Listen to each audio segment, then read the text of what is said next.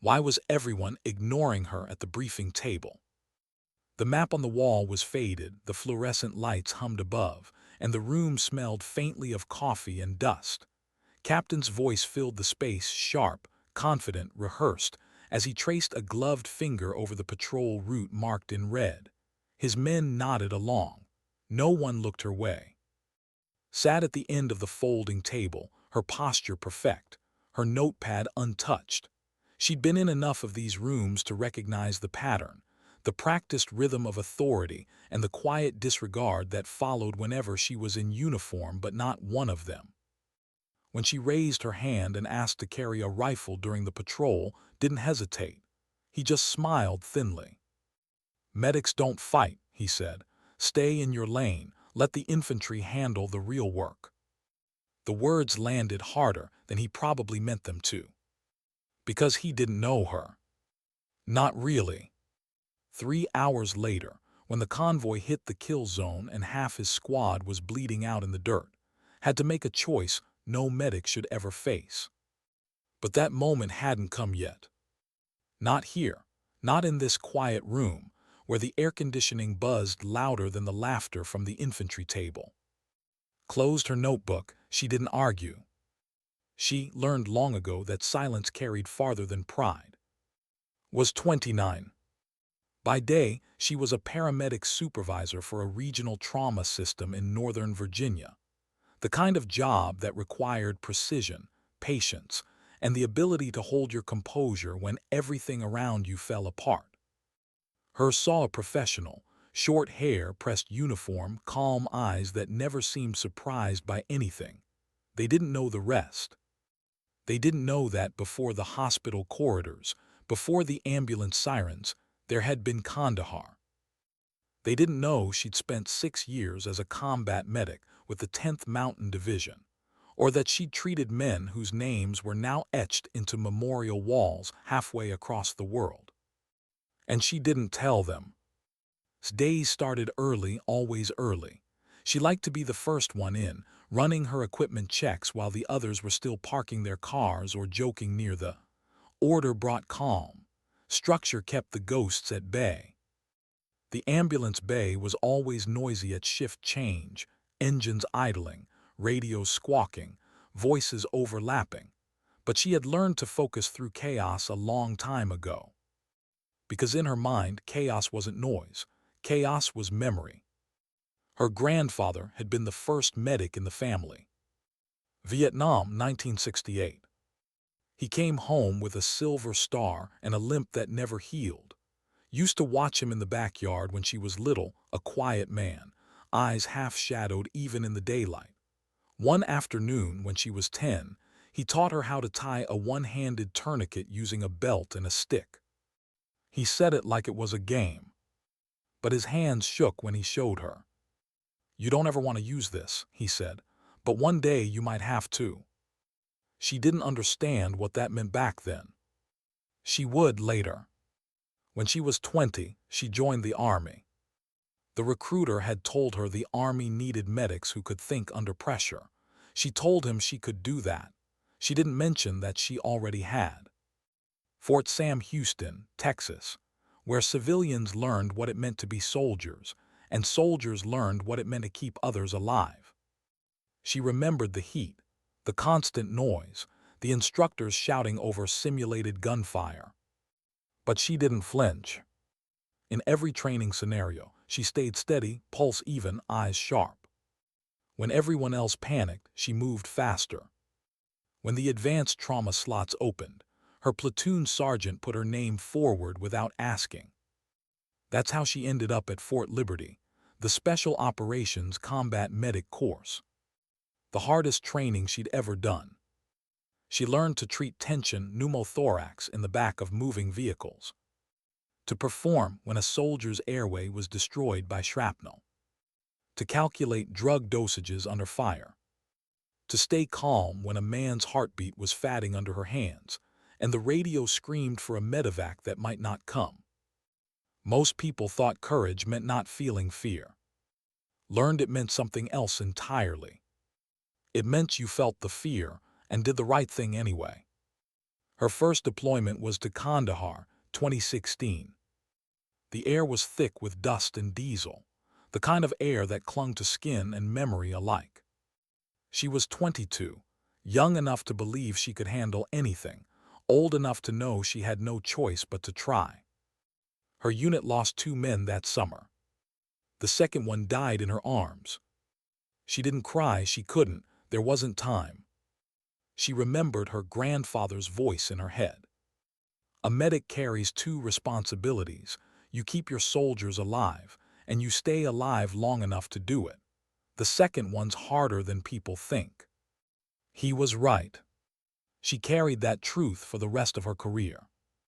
When she finally left active duty, it wasn't because she wanted out. Force reductions, budget reshuffles, too many senior medics, not enough line slots. She didn't fight it. She just saluted, signed the papers, and walked out of Fort Drum with a duffel bag full of field gear and a silence she couldn't quite explain. Civilian life was quieter, but not easier. People thanked her for her service like it was a favor she'd done. They didn't understand that she missed it, the rhythm, the purpose, the noise, the feeling that what she did mattered.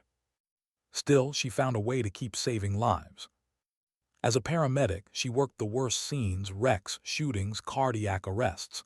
She didn't flinch there either. Her hands still remembered the drills. Her mind still moved in triage order, airway, breathing, circulation, always in that sequence, always calm.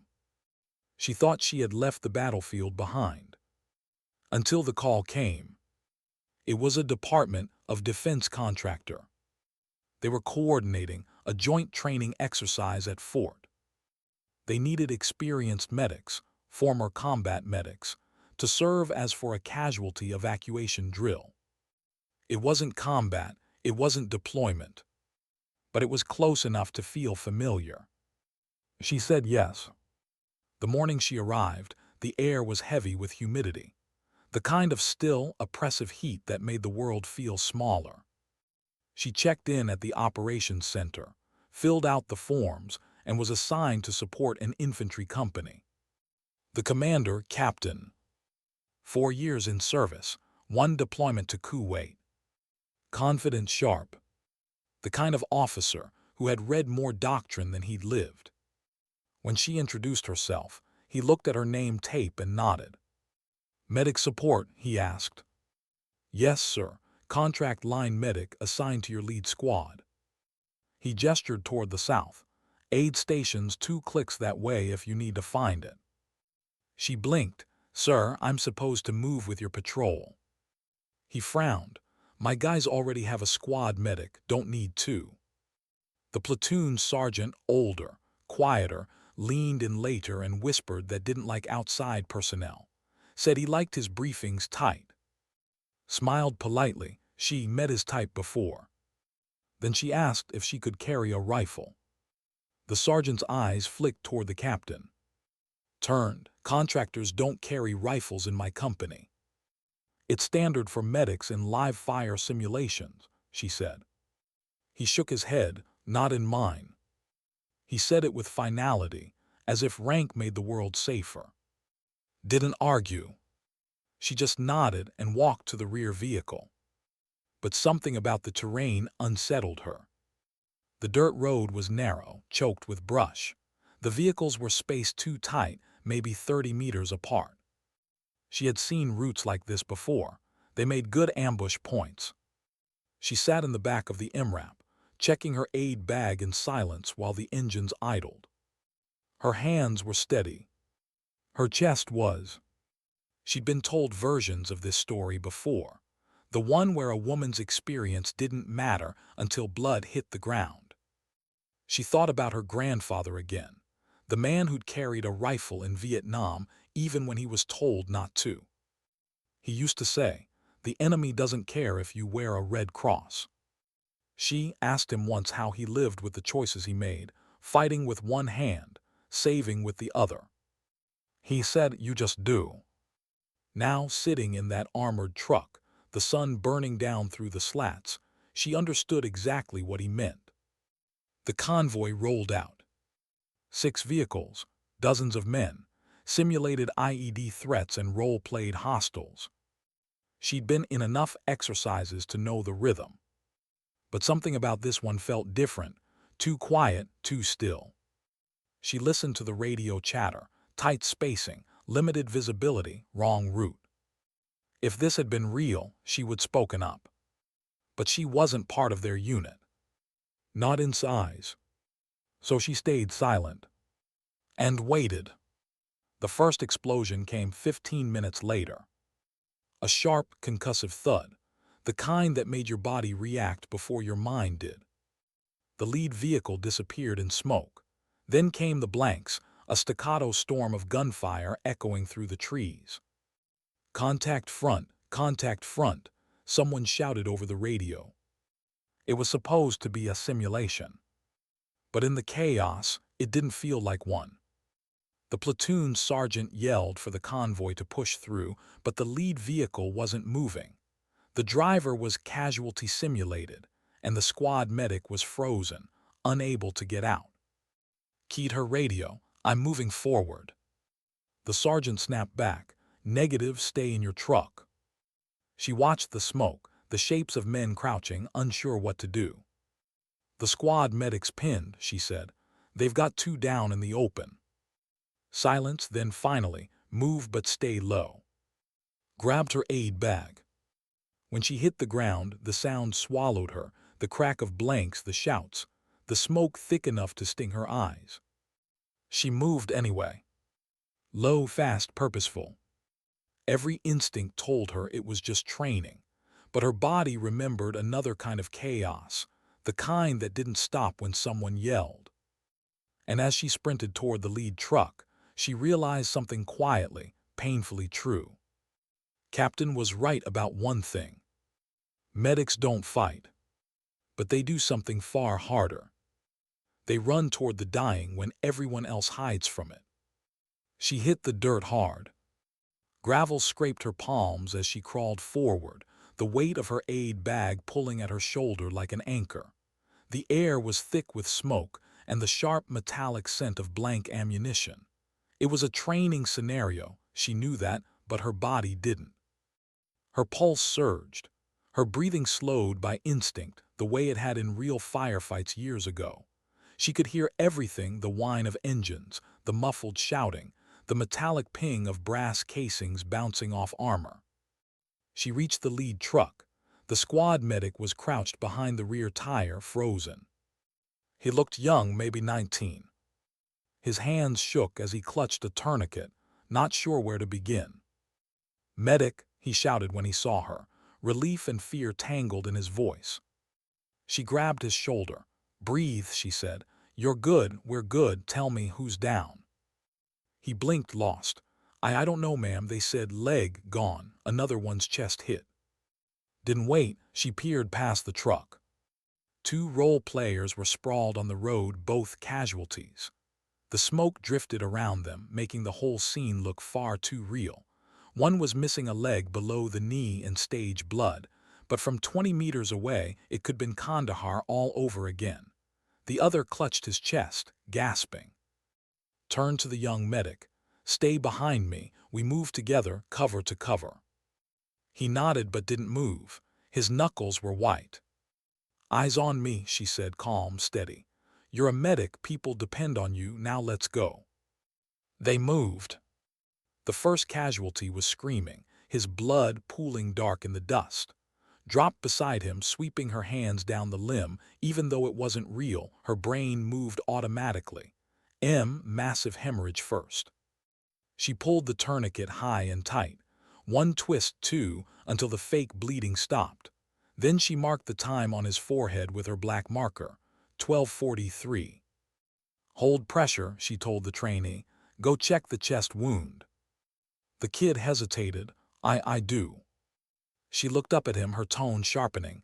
"You do, go." He swallowed and stumbled toward the second casualty. Stayed on her knees, the heat baking through her uniform, her heartbeat loud in her ears. She had treated real amputations before, real blood, real screams. And something inside her shifted. That invisible line between simulation and memory blurring, until she wasn't in Virginia anymore. For a moment she was back in Province, kneeling beside Corporal, whose leg had been gone before she could even reach him. She had screamed for help back then too, but no one came.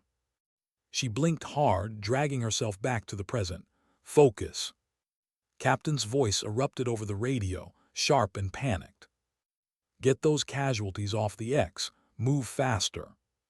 She keyed her mic. "I've got 2 urgent surgicals, need immediate evacuation." He barked back. "This is an exercise, not a hospital. Get them staged." Her jaw clenched. She forced her tone even. "Sir, if this were real, they'd both be dead in 2 minutes. I need the bird now." No response. The platoon sergeant's voice broke through a second later, older, steadier. "Copy that, stand by. I'll push a 9 line." That voice, measured, calm, reminded her there were still soldiers who understood what mattered. She turned to the chest wound casualty. The young medic had dropped his chest seal, hands shaking. The packaging lay half buried in dust. Knelt beside him. "Hey, look at me." He looked up, eyes wide, unfocused. "You're scared," she said. "That's okay. Fear means you care, but you still have a job to do. Take that seal, peel it, apply it, now."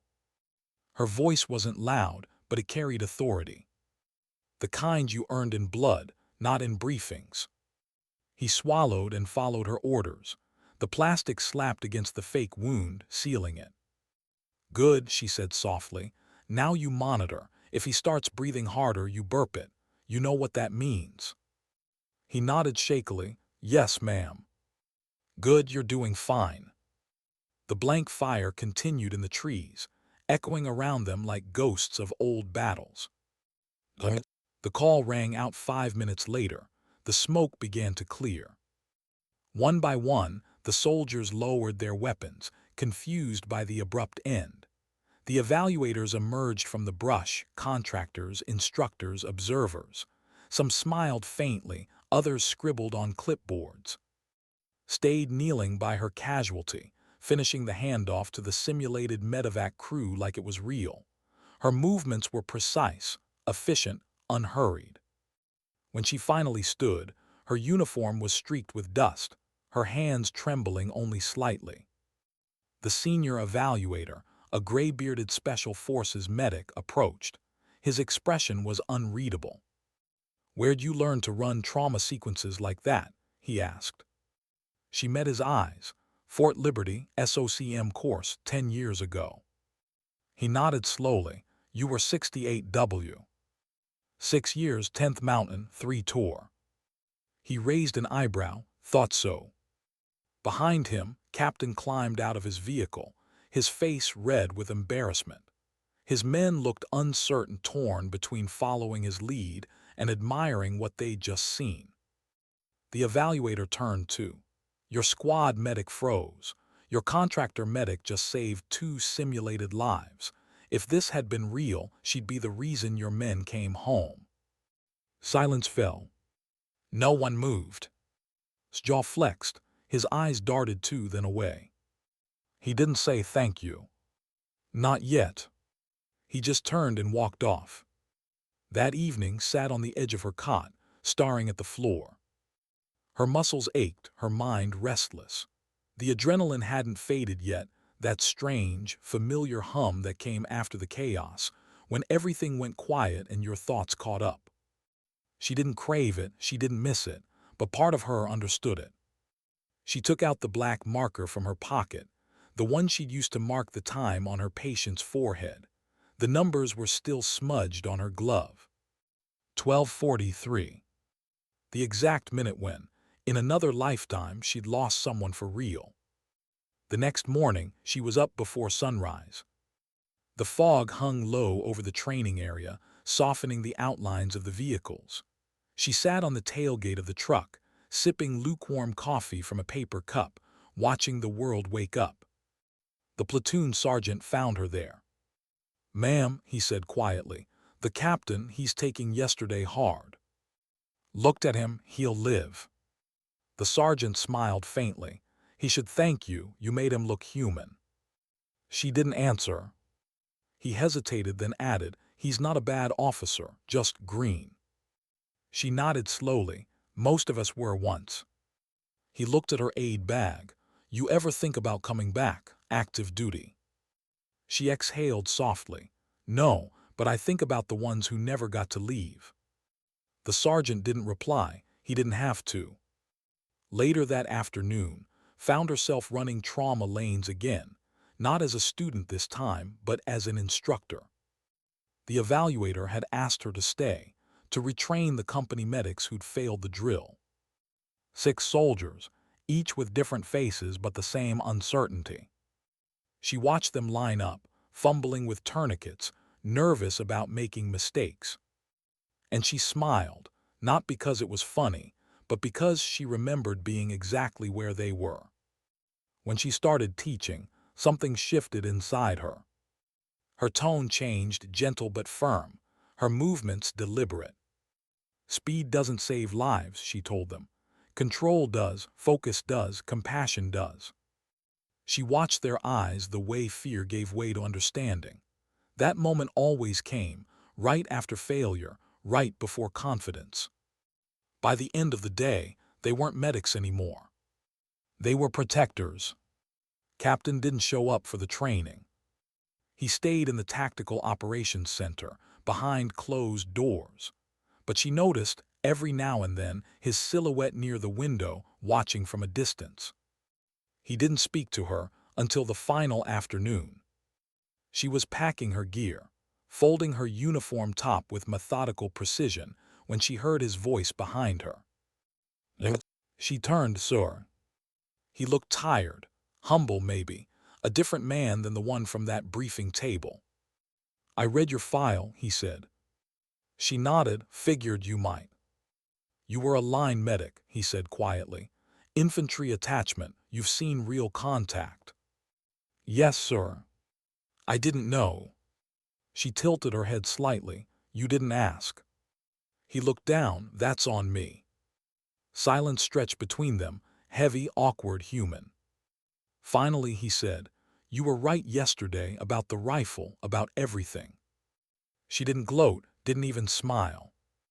"Assumptions get people killed, sir." He nodded. "Yeah, they do."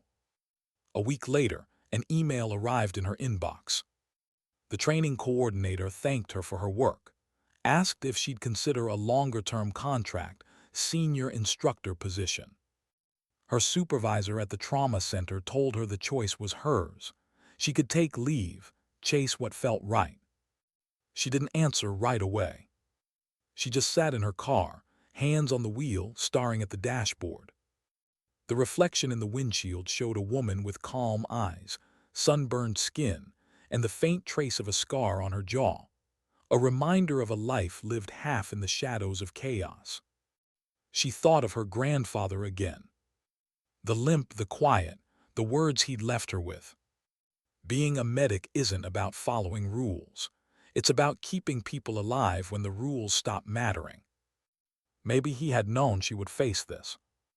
Maybe he'd seen a piece of her future before she ever wore the uniform. That night she drove to the edge of town, an empty parking lot near the old airfield. The stars were out, clear and sharp. She stepped out, leaned against the hood, and let the night breathe around her.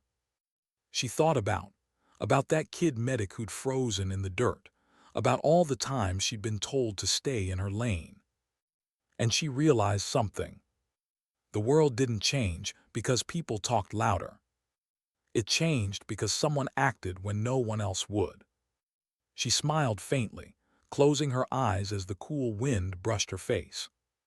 Somewhere deep inside, she knew she wasn't done yet.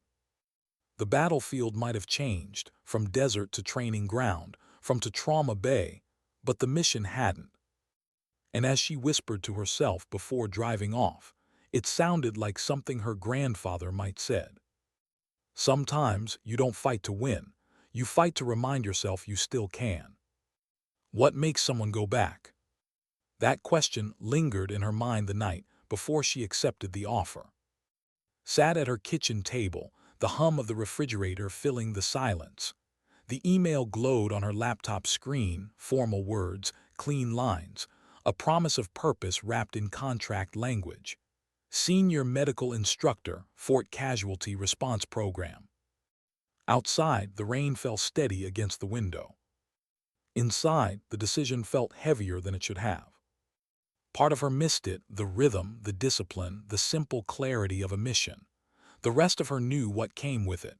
The ghosts, the adrenaline, the quiet aftermath that no one ever prepared you for. But what finally made her click wasn't nostalgia. It was something smaller, simpler. That young medic's eyes frozen behind the wheel, paralyzed by fear. She couldn't unsee that, because she remembered being him once. And someone somewhere had pulled her out of it. So now it was her turn. The job began 2 weeks later. When she arrived at Fort again, the landscape felt both familiar and foreign.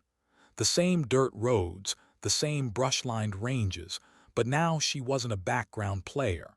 She was the lead. Her name was on the roster, her authority stamped. The other instructors, mostly veterans like her, greeted her with quiet respect. They could tell from the way she carried herself, that still, deliberate confidence of someone who had seen chaos up close and didn't need to prove it. The first thing she did was change the way training started. No more sterile classrooms, no more PowerPoint trauma slides. She led the medics into the field at dawn. The air was cold, the ground wet with dew. They gathered around a Humvee, stripped down to its bare armor. "This," she said, voice calm, "is where people will expect you to be at your best when everything's at its worst." She let the silence hang for a few beats. "You're not here to memorize steps. You're here to learn how to think when your hands are shaking and your heart's pounding and someone's calling your name." Her tone was steady, not dramatic, but every one of them leaned in a little closer. Over the next few days, she ran them through trauma scenarios that felt too real for comfort. Simulated mass casualty drills, ambush recreations, vehicle rollover extractions in pouring rain. Some of the soldiers grumbled, others froze, a few excelled. But by the end of the week, none of them laughed during the safety briefings anymore. They started to understand what she was teaching, not just medicine but presence. Presence under fire, presence in panic. When to move, when to speak, when to shut everything out and just breathe. One afternoon, after a particularly grueling drill, a young sergeant approached her as the rest of the class cleaned up. His face was streaked with fake blood, his eyes serious. "Ma'am," he said, "how do you not let it get to you? The noise, the screaming." Looked at him for a long moment before answering. "You don't ignore it," she said softly. "You listen to it, every scream, every sound. That's how you know you're still human." He frowned, confused. She continued, "The trick isn't blocking it out. The trick is not letting it own you." He nodded slowly. She could tell the words would stick, maybe not today, but one day when it mattered. That night, as she walked back to her quarters, the sunset painted the sky in orange and violet streaks. She passed by the motor pool, the same spot where Captain's convoy had staged weeks earlier. The memory hit her, the smoke, the shouts, the sound of her heartbeat when she'd broken orders. She stopped walking, letting the image fade. That moment, the choice to move forward when everyone else hesitated, it had changed something inside her. And she wasn't sure yet if that was strength or burden. 2 weeks into the program, the unexpected happened. The Exercise Control Center received notice. A joint training rotation would be held, multiple units, real-time casualty evacuations, simulated mass ambushes, combined medical response. It would be larger, faster, and far less predictable than anything she'd seen as an instructor so far. She was assigned as senior medical lead. The name on the operations roster below hers made her pause. Captain Company Commander, 3rd Battalion. Her lips twitched into the faintest of smiles. Fate, it seemed, had a sense of humor. The day before the rotation came to find her. He looked sharper this time, a man who had been humbled and rebuilt. He said without preamble, "We're on the same range tomorrow." She nodded, "So I saw." He hesitated. "I wanted to say thank you for that day." She studied him. The words sounded genuine. "I wasn't ready for what happened," he continued. "But you were. You shouldn't have had to prove yourself to do your job." She tilted her head slightly. "That's the thing about jobs like ours, Captain. You don't prove yourself to anyone. You just do the work." He nodded, accepting the quiet correction. "I'd like to request you brief my medics before we step off," he added. "They'll listen to you more than they'll ever listen to me." For the first time smiled. "That, Captain, is the thing you've said yet." The next morning dawned gray and cold. Fog rolled across the low fields, shrouding the convoy in a thin, ghostly mist. Stood on the bed of a truck addressing the assembled platoon. Dozens of soldiers, helmets low, rifles slung, faces serious. "When things go wrong out there," she said, "you're going to want to move faster. You'll want to shout, grab, drag, do something. But that's when people die. You don't rush, you think. You breathe. You do what you've trained to do." Her eyes swept across the formation. "You're not heroes, you're lifesavers, and that's harder." A few soldiers exchanged glances, but the silence after was respectful, heavy, real. She stepped down from the truck, her boots crunching against gravel, gave a small nod. No salute, not between equals, just acknowledgement. When the exercise began, it unfolded like a storm, quick, unpredictable, blinding. Explosions shook the ground. Smoke blanketed the tree line. Simulated casualties fell, screaming, bleeding with unnerving realism. Moved through the chaos like a conductor, issuing calm orders, redirecting medics, correcting grip and posture mid-application. Her voice never rose above the noise. It didn't need to. Everywhere she went, order followed. Watched from the command vehicle, seeing what leadership looked like when stripped of rank. At one point, one of his soldiers went down, real injury this time. Twisted ankle during a sprint. Was there before anyone else.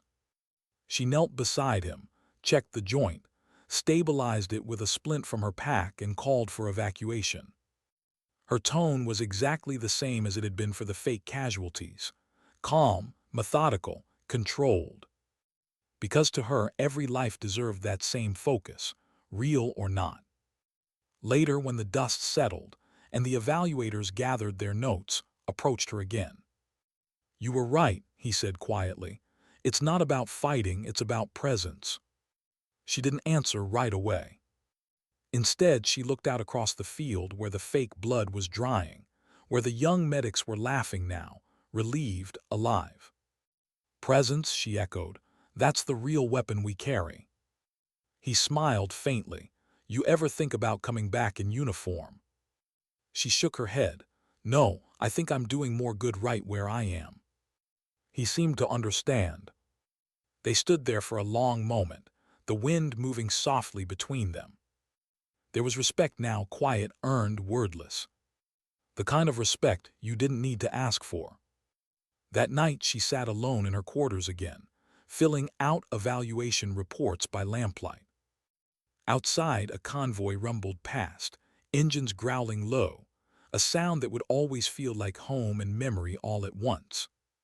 She paused mid-sentence, staring at the word effective typed 3 times in a row. Effective. It was such a small word for what they did. For what she had done. She closed the laptop and leaned back, exhaling slowly.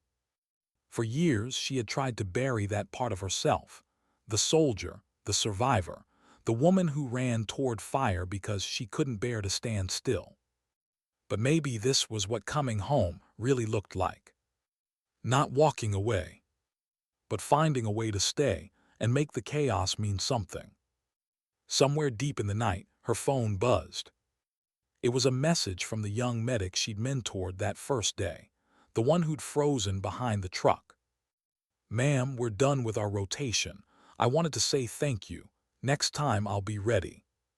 She stared at the message for a long moment. Then she smiled, small, genuine, unguarded. She typed back, "You already are." She set the phone down and closed her eyes, listening to the hum of the bass, the distant echo of laughter and machinery. And in that quiet moment, she realized something her grandfather had probably known all along. Healing and fighting were never opposites. They were just two sides of the same vow. To protect what mattered, no matter the cost. What happens when the line between real and training disappears? Never used to think about that question much. For most soldiers, the difference was obvious. One had blanks and safety officers, the other had blood and silence. But she'd learned that sometimes the difference vanished in a heartbeat. It happened on a day that began like any other. The early October sun hung low and hazy. The wind carried the faint smell of fuel and pine. She had her sleeves rolled up, her name taped dusty, her boots already scuffed from 2 weeks in the field. The day's plan was straightforward. A combined arms live simulation with air support, vehicle coordination, and medevac integration. Dozens of moving parts, but nothing she hadn't seen before. Still, something about the air that morning felt off. Maybe it was the static on the radio. Maybe it was the silence between transmissions. Or maybe it was intuition, that unspoken warning that only comes from years of surviving what others didn't. At 900, the first convoy rolled out. Was positioned near the midline, a Humvee converted into a mobile aid station. Her team was a mix of trainees and experienced medics. She watched each of them carefully, how they moved, how they reacted to noise, how they carried tension in their shoulders. One of them, Specialist Monroe, reminded her of herself 10 years ago. Sharp, calm, quietly driven. Monroe had a small notebook in her pocket, edges curled from use. Every night she wrote after training small notes about treatments, mistakes, lessons. Had caught her once under the lamp, scribbling by flashlight. "You're writing war stories already," had teased gently. Monroe had smiled, "Just trying to make sure I don't forget." "Good," said, "forget too much and you stop learning." Now, watching Monroe double-check her aid bag before movement, felt that rare flicker of pride that instructors carried but rarely admitted. The girl would make it far if she could handle what came next. The convoy crept down a dirt road, tires grinding over gravel. Over the radio, the range controller's voice crackled. "Exercise start. All units execute." The first explosion hit a few minutes later. A controlled blast, simulated, of course. The vehicles responded perfectly, troops dismounting, securing sectors, calling for reports.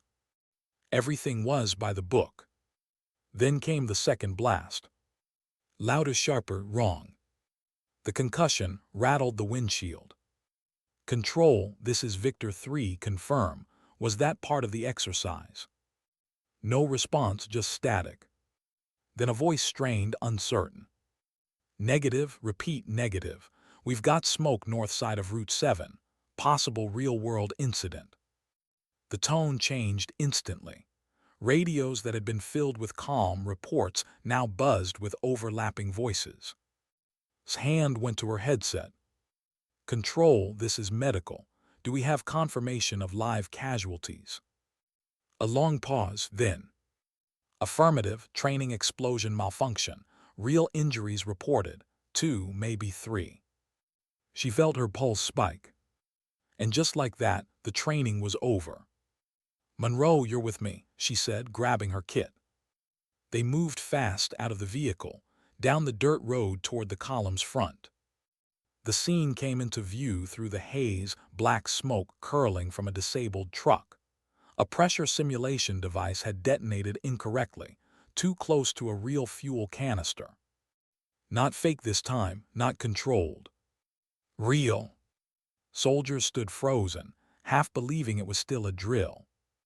Shouted over the noise, her voice cutting clean through the panic. This is real world. Get me a perimeter now. The authority in her tone left no room for argument. Monroe dropped to her knees beside a figure lying motionless in the dirt. The man's sleeve was charred. His hand twitched once, then went still. Slid beside him, cutting open the fabric with trauma shears. Burns, shrapnel. Real blood this time, the kind that smelled like iron and memory. Her voice went steady, low, automatic. Airways clear, breathing shallow, pulse rapid, Burns partial thickness, left arm shrapnel embedded. "Ma'am," Monroe whispered, "he's losing consciousness." "Keep him talking," ordered. "Stay with him, you're his voice now." The second casualty was worse. A corporal, barely 20. He'd taken a fragment to the neck. Blood poured through his fingers as he tried to breathe. Straining took over. She applied pressure, sealed the wound, stabilized his airway with practiced speed.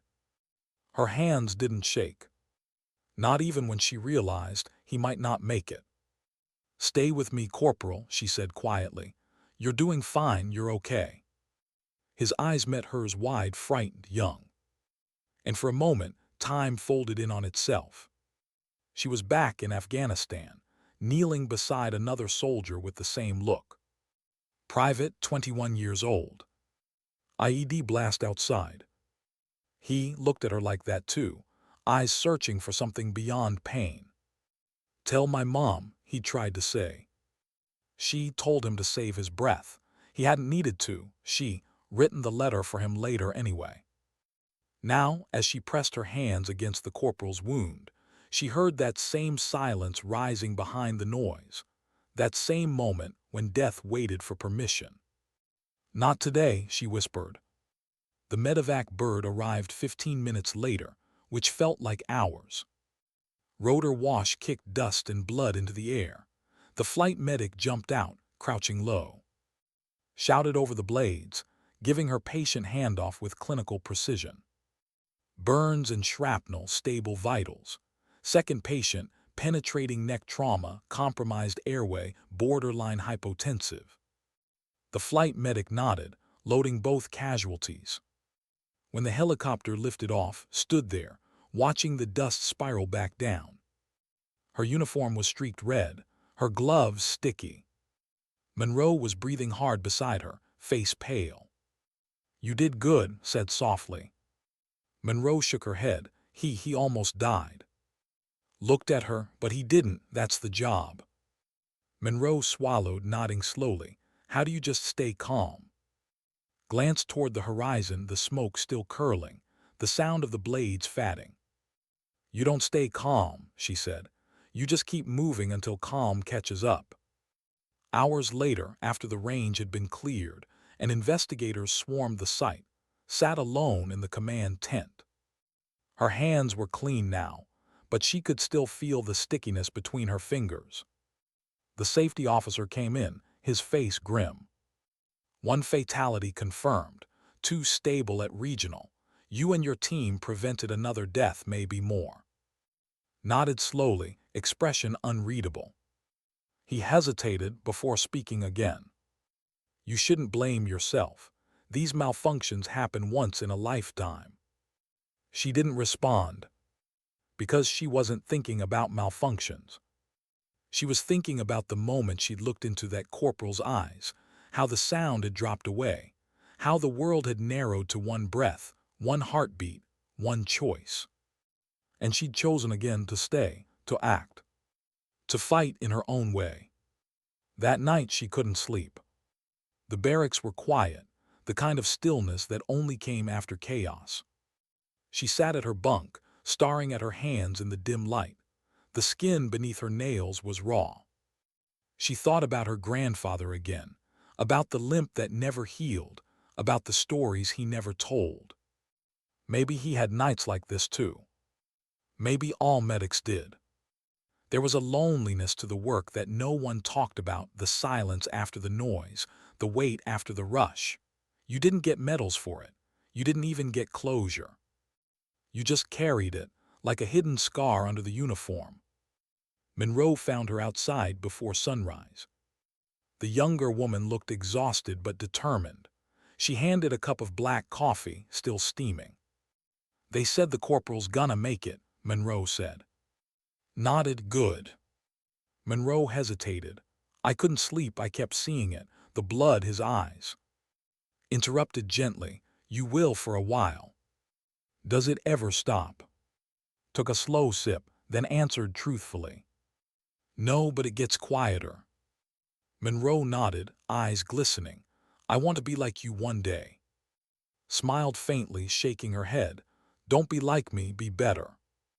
They stood in silence for a moment, the morning light stretching over the field, soft and golden. Somewhere in the distance, the helicopter engine started again, another training day, another beginning. Later during the debrief, Captain spoke first. His tone was steady, formal, but there was something deeper beneath it, respect. "Medical response was immediate and decisive," he said. "Lives were saved today because Sargent and her team didn't freeze. They acted when others hesitated." Every head turned toward her. She didn't stand, didn't make a speech. She just gave a small nod, acknowledgement, not pride. Because pride had nothing to do with it. When the meeting ended, approached her quietly. "I heard about the corporal," he said. "You pulled him back." She nodded. "We all did." He hesitated. "You ever think you're running out of second chances?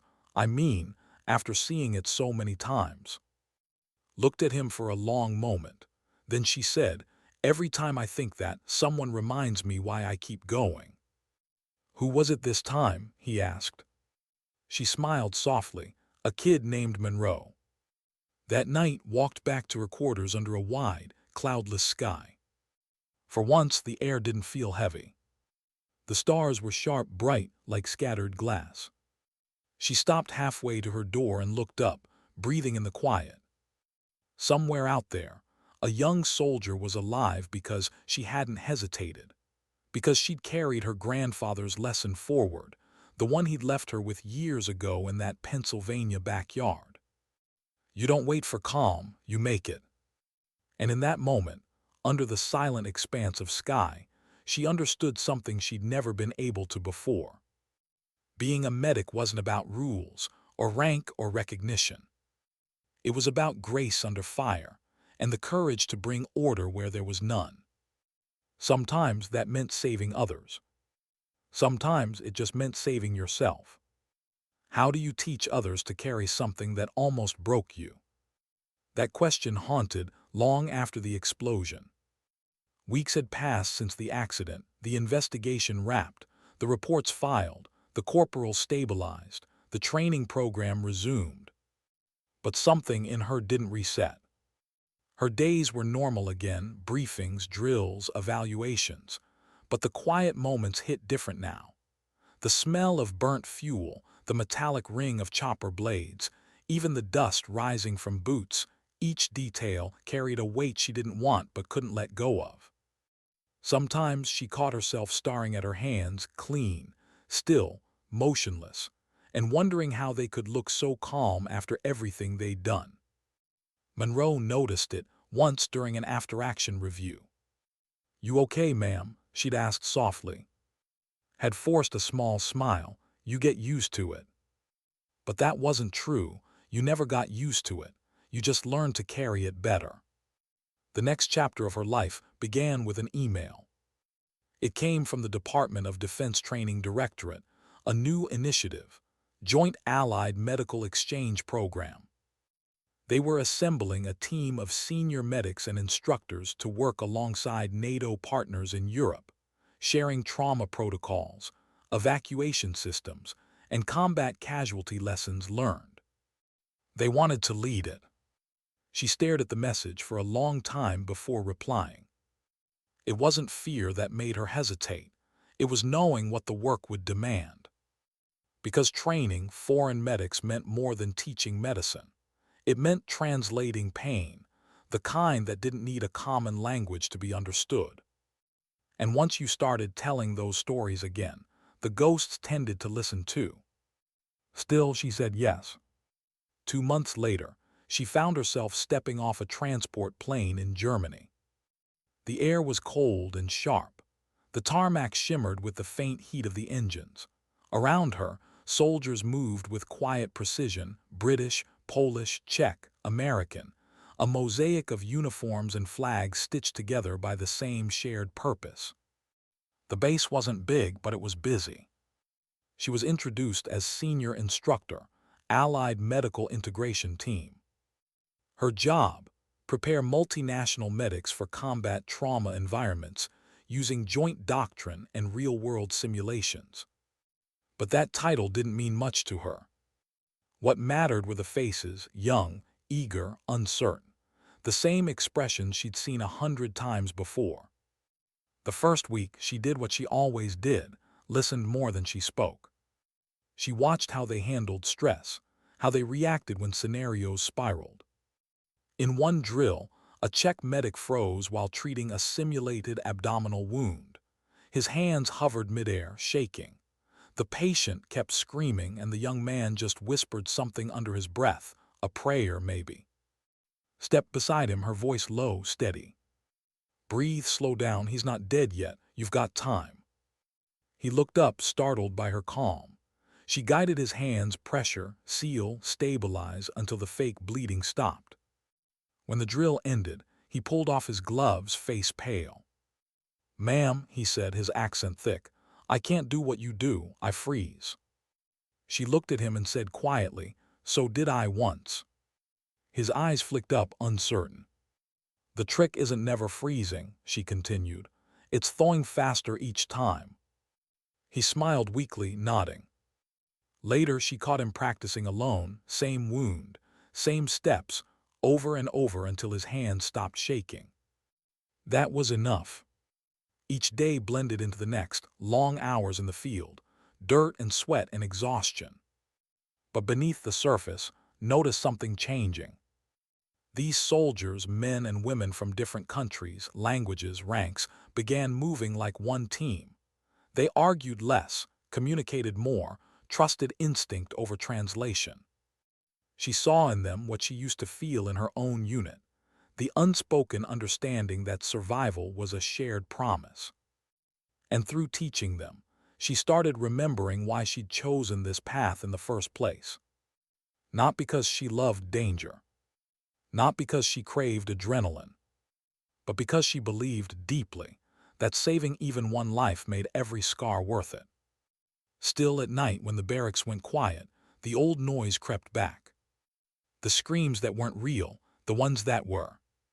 The faces of soldiers she couldn't save. One night she woke suddenly, heart pounding, breath uneven. It took a moment to remember where she was. The barracks walls, the faint hum of the heater, the clock flashing 3:27. She sat up, running a hand through her hair, exhaling slowly. There it was again, that quiet ache that no amount of sleep could silence. She reached for the small silver locket she kept on the bedside shelf, her grandfather's dog tags, worn smooth from years of handling. Sometimes she held them when she needed to remind herself who she was. Other times she held them to remember who she'd lost. The next morning, she walked to the training field before sunrise. The grass was wet, the fog hung low, the base was silent except for distant boots on gravel. She sat on a crate, watching the first light break over the horizon. She wasn't supposed to be here this early, but some habits never left, like needing to see the world wake up before it started burning again. That's when Monroe's message came through, short, simple, unexpected. "He made it home, ma'am. The corporal, he's recovering." Read it twice, smiling softly. There it was, the reminder she didn't know she needed. Sometimes the universe didn't speak, it whispered. And this time it whispered, "Keep going." By the third week of training, word spread fast across the base about the American medic who didn't yell, didn't flinch, and didn't miss.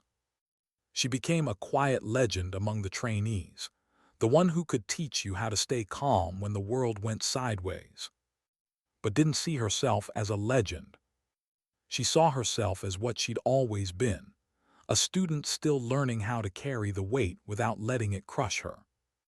One evening, a British sergeant invited her to sit by the fire pit after the drills. "You know," he said, poking the embers with a stick, "they talk about you like you're untouchable." She chuckled softly. "Untouchable? Hardly. I've been cut, bruised, broken, inside and out." He nodded. "Still, you've got something the rest of us are trying to find." "What's that?" she asked. He smiled faintly. "Peace." Stared into the fire, the flames dancing in her eyes. "I don't think peace is something you find," she said quietly. "I think it's something you choose every day you don't quit." The final exercise of the month came faster than expected. A large-scale casualty drill involving all Allied medics. Simulated explosions, role players, mock triage under time pressure. Coordinated from the command tent, directing response teams via radio.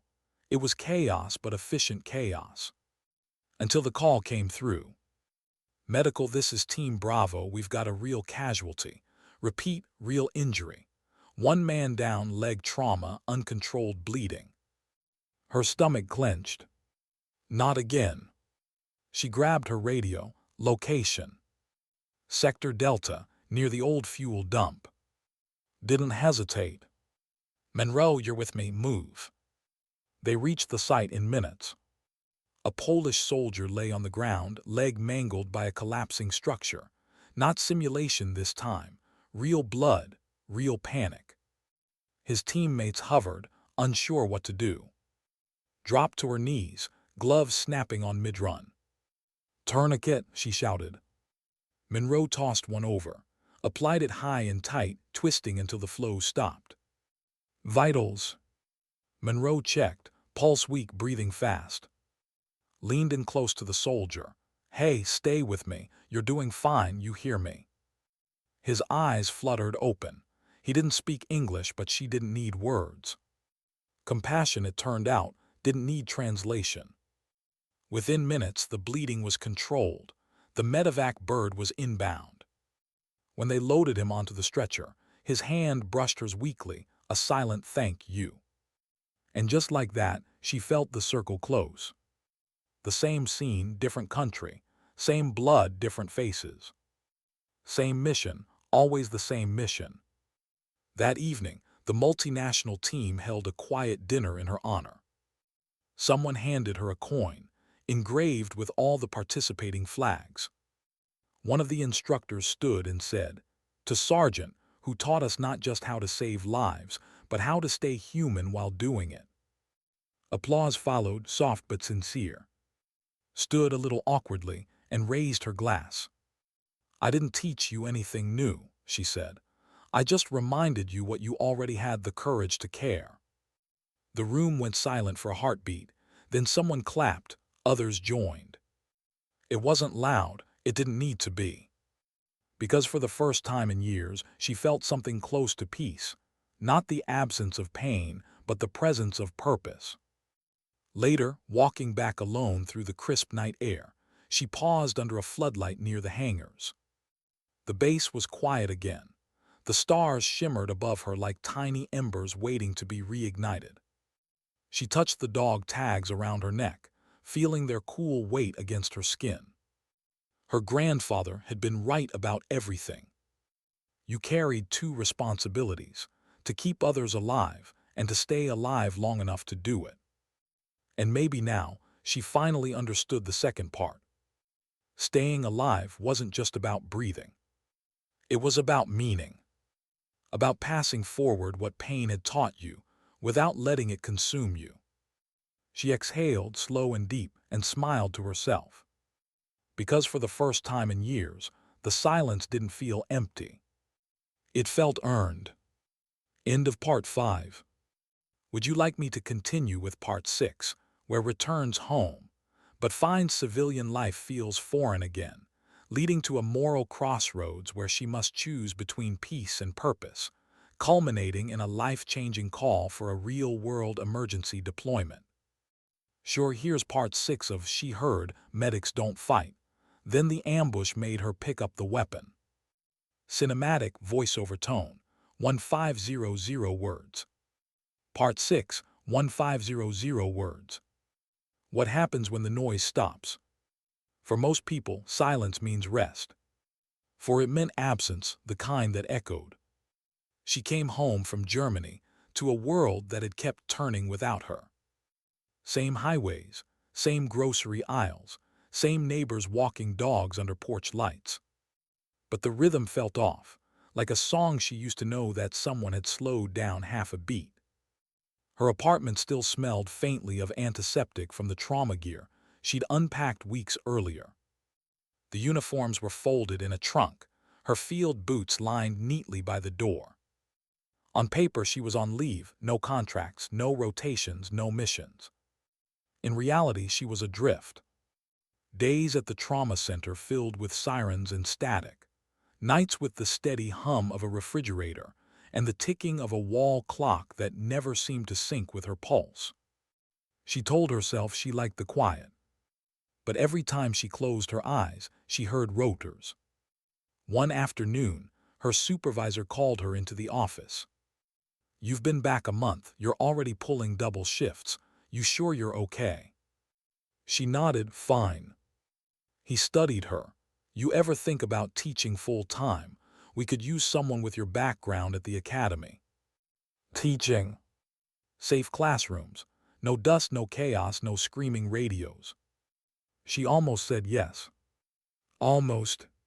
But the word caught in her throat. Because safety, to her, had never meant stillness. It meant purpose. She thanked him and said she'd think about it. That night, she drove without a destination, through neighborhoods she didn't recognize anymore, past construction zones and coffee shops that hadn't existed before she left. The world was moving forward. She was. At a stoplight, she caught her reflection in the rearview mirror. Eyes older than 30, posture still at parade rest. She barely recognized herself without a mission. She parked by the river, stepped out, and let the wind bite her skin. The water moved slow and dark. It reminded her of the convoy roads, of waiting, watching, calculating risks no one else saw. She whispered to the empty air, "What now?" The river didn't answer. A week later, Monroe called. "Ma'am," she said, voice bright through the static of a poor connection, "I got accepted to the flight medic course." Smiled before she could stop herself. "That's good news." "I wouldn't have applied if not for you," Monroe said. "I kept hearing your voice in my head, you don't wait for calm, you make it. Guess I'm chasing that now." After they hung up, sat for a long time, phone still in her hand. Sometimes the universe didn't speak in words. Sometimes it sent reminders, wearing someone else's courage. She decided to take a few weeks off work. She visited her mother in Pennsylvania, the old house with the porch swing that creaked the same way it always had. Her mother hugged her longer than usual. "You've been gone so long," she said. "Not that long," replied. Her mother smiled sadly, "Long enough for me to worry again." They spent evenings drinking tea on the porch. The woods were quiet except for the crickets. Her mother asked about Germany, about the accident. Kept her answers short. Finally her mother said softly, "You carry people, always have. Maybe it's time you let someone carry you." Looked out into the trees, the shadows moving like memories. "I wouldn't know how," she whispered. The call came 2 nights later. A federal disaster response coordinator. There been a large-scale explosion at an industrial plant in the Midwest, multiple casualties, infrastructure collapse, local EMS overwhelmed. They were assembling a rapid deployment medical team. Her name was on the list. "Can you be on a transport by morning?" the voice asked. She looked at her mother, who had heard enough of the conversation to know. Her mother didn't stop her. She just nodded once, the way soldiers' families do when love and duty mean the same thing. The flight was silent, except for the hum of the engines. Sat by the window, watching dawn bleed into the horizon. Her reflection looked calm, but her heart was. This wasn't combat. But chaos didn't need bullets to feel like war. She thought of the men and women waiting for her, burned, broken, afraid. And she felt that old focus return, the one she thought she'd left overseas. The landing zone was a school parking lot converted into a triage site. Smoke drifted from the ruins a mile away. Ambulances screamed in and out. The air reeked of chemicals and burnt metal. "Over here," someone shouted. She ran toward the call, a cluster of rescuers kneeling beside a man pinned under twisted steel. They'd been trying to lift it with hydraulic jacks. Too unstable. Crouched low, scanning, calculating. "Airway compromised," one medic said. "We can't get him out without it collapsing." She felt the vibrations through the ground, the structure groaning. There wasn't time for caution. "Listen," she said, voice cutting through the panic. "We do this in 3 steps. Stabilize, lift, drag. No one moves until I say." She took command the way she always had, quietly, decisively, with no wasted words. When they pulled the man free, he gasped once, twice, then coughed weakly. Pulse. Faint but present. She pressed her hands over his wound, felt the rhythm under her palms. Still there. Still fighting. Hours blurred. Victims came in waves. Smoke, sirens, exhaustion. At some point, the local fire chief approached her. "You military?" "Was," she said. He nodded, figured, "You keep people moving when they'd rather freeze." She gave a tired smile, old habit. He looked at her a moment longer. "Don't lose it." That night the parking lot fell quiet. The lights from the triage tents glowed pale blue against the darkness. Sat on a curb, sipping water from a paper cup, staring at the ground. Her gloves were stained again. Across the way, a teenage volunteer handed out blankets to evacuees. She laughed softly, trying to keep their spirits up. Something about the girl reminded of Monroe, the same shaky determination, the same desperate kindness. For the first time in a long while, felt the knot in her chest loosen. Maybe this was what her grandfather meant about the second responsibility, staying alive long enough to do the work. It wasn't about surviving the battle. It was about surviving what came after. By dawn, the helicopters had stopped landing. The site was under control. She walked toward the perimeter fence, breathing in the cold morning air. Her body ached, her heart felt strangely light. She looked up at the sky, a pale orange line breaking over the horizon, and whispered, "I'm still here." A week later, back home, she unpacked her kit again. Same table, same silence. But this time, the quiet didn't feel empty. It felt earned, like the pause between heartbeats. Her phone buzzed. A message from Monroe again. "He asked me to teach the next class, said you'd approve." Smiled, "I do." She set the phone down, reached for her grandfather's dog tags, and closed her hand around them. In her mind, she could almost hear his voice, rough, amused, proud. "Told you, kid, medics don't fight, we endure." She looked out the window, sunlight spilling over the city, and whispered back, "Sometimes, endurance is the bravest fight there is." When did she start being called a hero? Couldn't remember the exact moment. Maybe it was after the explosion in Virginia. Maybe it was after the accident in Germany. Or maybe people just needed their heroes to look ordinary, so they could believe courage was something anyone could wear. The first time someone introduced her that way, decorated combat medic, hero of Kandahar, she almost laughed. Because the truth was simpler, quieter, and heavier. She hadn't been brave. She just refused to look away. The email came in late winter. Subject line, guest speaker invitation, U.S. Military Academy Training Symposium. The message was polite, formal. They wanted her to speak about ethical resilience in combat medicine. She almost deleted it. Public speaking wasn't her world. But the coordinator, a major from the medical corps, followed up with a personal note. You've lived what most of them have only studied. They need to hear what courage looks like when nobody's watching. Read that line twice, then she said yes. The academy was colder than she expected, all gray stone and wind sweeping across the parade field. Cadets in crisp uniforms moved in formation, perfect posture, perfect lines. She remembered being that young, believing discipline could protect you from chaos. She smiled faintly at the thought. A lieutenant met her at the gate. "Sergeant, we're honored to have you here." "Just," she said. He nodded nervously, clipboard in hand. "You're scheduled for the auditorium at 1300, about 300 cadets, no press." "Good," she said. "I'm not here for headlines."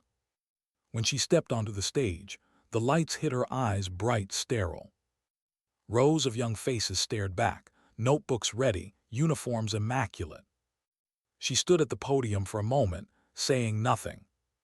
The silence stretched until it started to feel uncomfortable. Then she said quietly, "Why do you think you're here?" A murmur rippled through the room. "To learn," someone said. "To lead," another offered. Nodded, both good answers, but not the whole truth. She paused, letting the stillness deepen. "You're here to find out who you are when everything you were taught stops working." The room went completely silent. She told them about Kandahar, about heat that never broke in air so dry it cracked your lips, about convoy routes where one wrong turn meant a memorial service next week. She didn't talk about firefights or medals. She talked about the sound that came after. "The quiet," she said softly, "isn't peace. It's the space where every decision you made echoes back at you." Some cadets looked down, others stopped writing. Good, she thought, let them feel it. She told them about Afghanistan, about losing corporal, about freezing for half a second too long. "I told myself it was training. That next time I'd move faster. But there's no training for watching someone die because you hesitated." Her voice didn't tremble. It didn't need to. The truth carried its own weight. Then she told them about the ambush at Fort, about being told medics don't fight, about watching men freeze because they hadn't learned what fear really looked like, and about the choice that followed, not heroic, not cinematic, just necessary. "I didn't pick up a rifle to prove a point," she said. "I picked it up because if I didn't, someone else was going to die." She let the sentence hang in the air. "Sometimes," she added quietly, "the rule book burns faster than the ground you're standing on." The hall was completely still. One cadet, a young woman with her hair tied in a regulation bun, raised her hand. "Ma'am," she asked, "how do you keep doing it after seeing so much?" Looked at her. She could give a speech about resilience or discipline or duty. Instead, she told the truth. "You don't keep doing it," she said. "Not every day. Some days you wake up and want to quit, but you don't, because someone somewhere still needs you to show up." The cadet nodded slowly, eyes wet but unblinking. That was courage, thought, not the absence of fear, but the decision to stand anyway. After the talk, they lined up to shake her hand. Some thanked her, some couldn't find words. A few avoided eye contact altogether, the weight of what they'd heard still settling in. One young man lingered until the end. He looked barely 20. His uniform was spotless, but his hands trembled slightly. "My mom was a medic," he said. "I joined because of her." Smiled gently. "She must be proud." She didn't come home," he said. The world went quiet. He took a shaky breath. "But I figured maybe if I could do what she did, it'd make sense one day." Reached out, placed a hand on his shoulder. "It doesn't ever make sense," she said softly, "but you learn to make it matter." He nodded, blinking fast. "Thank you." She watched him leave, and for a moment the auditorium felt sacred, a place where truth and pain met halfway, and decided not to fight. Later that evening, the major who had invited her walked her to the parking lot. "You know," he said, "I've heard 100 speakers here. Not one made them this quiet." Smiled faintly. "Quiet's good. It means they're listening to themselves for once." He hesitated. "What do you tell yourself now, after everything?" She looked out toward the sunset, the orange light bleeding across the parade field. "That saving lives doesn't mean you stop losing pieces of yourself," she said. "It just means you've learned how to live with what's left." He didn't speak. There was nothing to add. That night back in her hotel room, she stood by the window, looking down at the academy grounds. The cadets were still out there, running laps under floodlights, their shouts echoing faintly through the glass. Them not their youth, but their certainty. She remembered what it felt like to believe there was a clear line between right and wrong, hero and coward, victory and loss. She knew better now. The line didn't exist. It never had. What existed was choice, and consequence, and the quiet grace of getting up again. Her phone buzzed on the desk. A message from Monroe. "Guess what, ma'am? First rescue flight today. Patient made it. You'd be proud." Smiled. She typed back, "I already am." Then for the first time in a long time, she laughed softly, freely, the sound of relief more than joy. Because now she understood something her grandfather never got to tell her. Redemption doesn't come from saving others. It comes from letting yourself be saved by what they become. The next morning, before she left, she walked alone down to the academy chapel. The doors were unlocked. The space inside was cool and still. Rows of plaques lined the walls, names carved in brass, years of service, units long gone. She found one small inscription near the back. "In memory of those who held the line and those who healed it." Her eyes lingered on that last phrase. She thought about all the medics she'd known, the ones who'd patched wounds under fire, who'd whispered comfort through pain, who'd carried others until they broke. And she realized they weren't just healers. They were witnesses. To the cost of courage. To the fragility of strength. To the beauty of endurance. When she walked out, the morning sun hit her face. Cadets were forming up for drill, their boots striking pavement in rhythm. One of them saw her, straightened instinctively, and saluted. She paused, then returned it crisp, simple, unspoken. Because for the first time, it didn't feel like habit. It felt like respect both ways. As she walked toward her car, she thought about all the people she'd met since that first briefing at Fort Monroe, the Allied medics, the corporal who'd lived, the kid at the academy who'd lost his mother. Each of them carried a fragment of something she'd once believed was hers alone. The fear, the weight, the quiet will to keep showing up. And she realized something quietly profound. Maybe strength wasn't meant to be owned. Maybe it was meant to be shared, passed hand to hand like a field dressing in the dark. That evening, as her plane lifted off and the city lights faded below, looked out the window and smiled. She wasn't done yet. Not with the world. Not with herself. Because there would always be another student, another soldier, another lost voice waiting for someone to teach them how to stand still in the storm. And when that time came, she'd be there, not as a hero, not as a savior, but as what she had always been. A medic who refused to stop caring. How does a story like hers end? Not with gunfire, not with medals or speeches, but with the sound of breathing, calm, steady, deliberate, after everything else has fallen silent. Because that's what medics do. They make the world breathe again, even when it forgets how. Months passed after the academy speech. Went back to work at the trauma center in Virginia. Same halls, same stretchers, same smell of antiseptic and adrenaline. But this time, something had shifted. The noise of the emergency bay, the shouts, the sirens, the orders didn't bury her anymore. It grounded her. She could move through chaos now without becoming it. The nurses joked that she had radar, that she could sense when a patient was about to crash before the monitors caught it. They didn't know the truth. It wasn't radar, it was memory. Every breath, every pulse she saved now came with echoes of one she couldn't. And instead of haunting her, they guided her. It was during one of those long shifts, just after midnight, when her phone buzzed. Unknown number. Local area code. She almost ignored it, then something in her gut told her not to. "Sergeant," a voice asked, rough and low. She recognized it immediately. "Captain." He exhaled. "It's Major now, but yeah, it's me."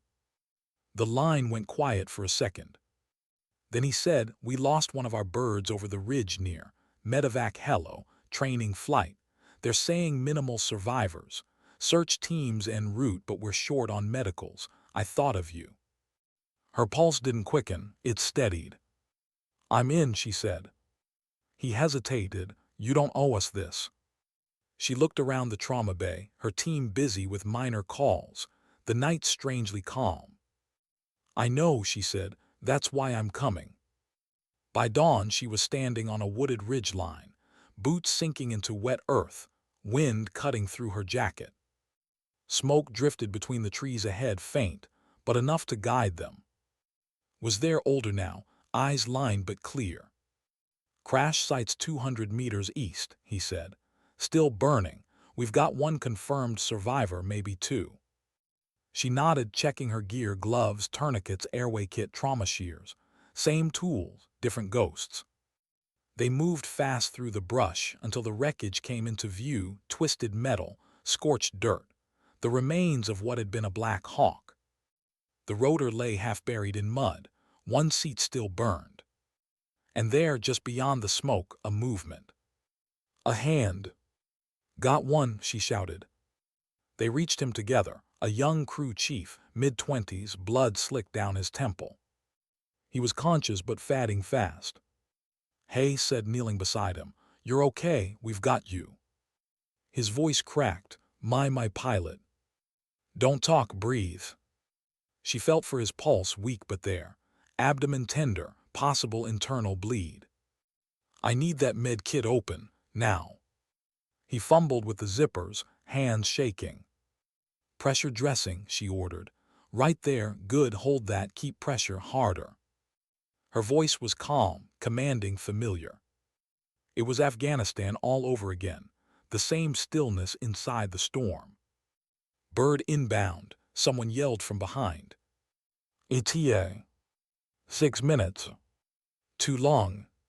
She looked at the kid again, the fear in his eyes, the same look she'd seen 100 times before. He whispered, "Am I gonna die?" She shook her head. "Not if I have anything to say about it." For the next 6 minutes she became motion itself, compressions, airway management, IV line. The world around her narrowed until there was only heartbeat, breath, and the sound of rotors in the distance. When the rescue chopper landed, she climbed aboard with the patient. Yelled something she didn't catch over the roar. She just gave him a quick nod, the same nod she'd once given him at Fort years ago. Then she was gone, lifted into the air, the crash site shrinking below like an old memory finally letting go. At the field hospital, the surgeons took over. She handed off with the precision of someone who had done it too many times. Abdominal trauma, probable spleen rupture, airway stable, vitals improved en route. The attending nodded, "Good work." She just nodded back and stepped aside, watching as they wheeled him into surgery. Outside, the dawn had turned gold. She sat on the curb, mud on her boots, her gloves stained red again. And for a long time she just breathed. In, out. Alive. Found her an hour later, coffee in hand. "He made it," he said quietly. They said if you hadn't done what you did out there. She interrupted softly. He's alive, that's enough. He smiled faintly. You never change. She looked up at him, eyes tired but bright. You did. Maybe because you taught me to. They both laughed then, the kind of laugh that comes when words aren't enough. He looked at her for a long moment. You know, you were right back then, he said. Medics don't fight, they just win differently. She tilted her head. Sometimes winning just means showing up. Still, he said, raising his cup, the world could use more of that kind of fight. That evening she drove home. The sunset stretched long and slow across the highway, a wash of amber and pink that painted everything softer than it really was. She rolled the window down and let the cold wind hit her face. For once, she didn't think about the next mission, or the next casualty, or the next call. She thought about now. The hum of the road, the sound of tires on asphalt, the way the world felt calm for the first time in years. At a red light, she caught her reflection in the mirror again, same eyes, same calm, but something new behind them. Acceptance. Not of what she'd done, but of what it meant. When she got home, she unpacked her gear slowly. She cleaned the blood from her gloves, wiped down the instruments, folded her field jacket one last time. Then she opened the wooden box on her desk, the one with her grandfather's dog tags inside. She placed a small strip of cloth next to them, torn from the sleeve of the uniform she'd worn at the crash site. A piece of memory, resting beside the one that started it all. She traced the edges with her fingertips, then whispered, "You were right, Grandpa, the second part's harder." Weeks later, a letter arrived in the mail, no return address, just a government seal. Inside was a photograph. The young crew chief, smiling, standing on crutches outside a rehab center. On the back, he'd written in careful handwriting, "You told me not to die, so I didn't." Stared at it for a long time, then pinned it to her fridge beside an old picture of her and her grandfather, him in his faded fatigues, her in a too big army t-shirt, both smiling like they didn't yet understand the weight of what would come. That night she went for a walk. The city was quiet, the streets glistening after rain. She passed by a small park where children were playing under streetlights, laughter echoing, pure and careless. She stopped and listened. For the first time, the sound didn't hurt. Because maybe that was the point, not to forget what you'd seen, but to make sure the world stayed soft enough that others never had to. When she got home, she stood at her window, lights of the city blinking below. In the reflection, she could almost see them, all the faces, all the echoes. Monroe, the corporal, the cadets, her grandfather. Each one a reminder. Each one a thread in a story that wasn't really about war. It was about healing, not just bodies but hearts, places, and memories. She smiled faintly, whispering the truth that had taken her a lifetime to learn. Sometimes dignity doesn't speak. It simply acts. The city lights flickered, the hum of life moved on. And somewhere in a hospital, on a battlefield, in the quiet space between fear and duty, another medic steadied their hands, breath deep, and carried the weight forward. Because that's what they all did. That's what she had done. Not for glory, not for thanks, but because someone had to keep the world breathing. And for as long as she drew breath herself. Would never stop.